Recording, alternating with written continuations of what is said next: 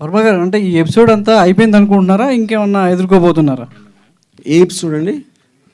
Release సంబంధించినటువంటి issue sir, అంతా అది కూడా సార్ రేపు రిలీజ్ అవునా కూడా ఈ రోజు నైటే ఏదైనా జరగవచ్చు. అది లోకేష్ గారు చెప్పాలి. అంటే ఇంకా ఈ ఎపిసోడ్ ఫుల్ స్టాప్ పడుతుంది అనుకుంటున్నారా? అది ఎవరికి తెలియదు కదండి. మీకు తెలిసి ఉంటుంది. నాకంటే తెలుస్తుంది, నాకు అప్పుడు తెలియదు కదా జరిగినప్పుడు కూడా. ఇంకో క్వశ్చన్ సార్, ఇంకో స్ట్రాంగ్ క్వశ్చన్ నేను అనుకుంటున్నాను. ఈ సినిమాకి మీరు తాగిన ఓట్కా డబ్బులన్నీ వస్తాయా? ఈ సినిమా షూటింగ్ చేసినన్ని రోజులు మీరు ఏదో ఒక ఈవినింగ్ నైటో లేదన్నా అంటున్నారు, తాగిన డబ్బులన్నా వచ్చే అవకాశం ఏమైనా ఉందా?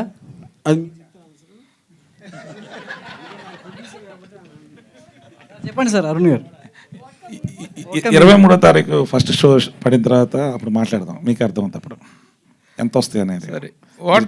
జర్నలిస్ట్ మీకు మెజర్మెంట్ ఉండదుగా. ఫస్ట్ షో అన్ని స్క్రీన్స్ మీద ఎన్ని షోలు పడినాయి, ఎన్ని థియేటర్ రిలీజ్ అయింది, దాన్ని బట్టి ఒక మెజర్మెంట్ మీద మీకే అర్థమవుతున్నారు. అంత తాగారా సార్ వర్మ గారు? అంత తాగారా? కిరణ్ గారు, ఒక సినిమా రిలీజు ప్లానింగ్ అంతా చేసుకున్న తర్వాత ఆల్ ఆఫ్ ఎ సడన్గా అది రిలీజ్ ఇది ఆగిపోతే ఆ డిస్టర్బెన్స్ అనేటువంటిది ఫైనాన్షియల్గా చాలా దెబ్బ కొడుతుంది, ప్రొడ్యూసర్ని చాలా డిస్ట్రాక్ట్ చేస్తుంది. How you face this thing? అప్పుడు ఎంత లాస్ ఫీల్ అయ్యారు, ఇప్పుడు ఎలా రిలీజ్ అయిపోతున్నారు, what is the financial stake involved in this particular project? ఈ సినిమా స్టార్ట్ చేసినప్పుడు అదన్నీ ఆలోచించే దిగానండి.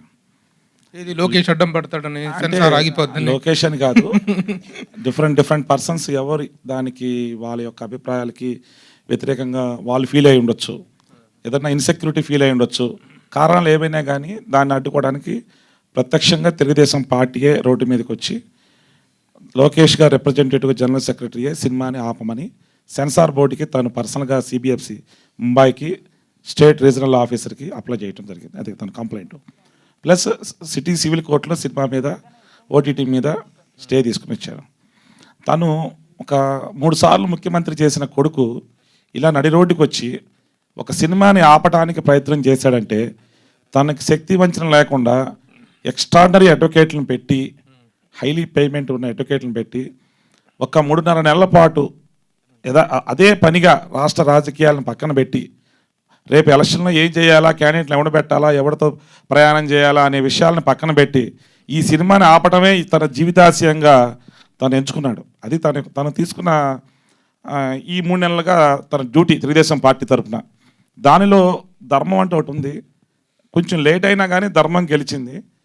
న్యాయస్థానాలన్నీ కూడా కింద కోర్టులు, కింద 2 సిటీ సివిల్ కోర్టు అవనేయండి, సింగిల్ బెంచ్ అవనేయండి, చివరికి డివిజన్ బెంచ్కి వచ్చిన చీఫ్ జస్టిస్ గారి ఇన్స్ట్రక్షన్స్ ప్రకారం గౌరవనీయులు ఒక ధర్మంగా తీర్పిచ్చారని చెప్పి నేను మనస్ఫూర్తిగా ఈరోజు మీడియా ముఖంగా తెలియజేసుకుంటున్నాను.